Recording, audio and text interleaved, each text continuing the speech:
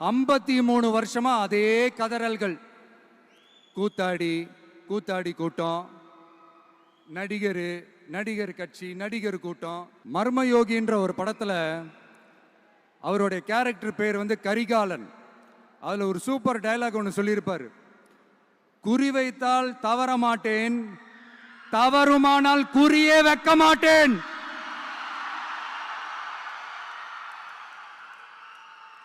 இதெல்லாம் யாருக்கு சொல்றோம், எதுக்கு சொல்றோம்னு புரிய வேண்டியவங்களுக்கு புரிஞ்சா நல்லா இருக்கும்.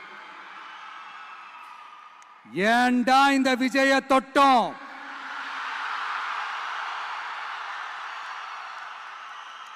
ஏண்டா விஜய் கூட இருக்கிற அந்த மக்களை தொட்டோம்?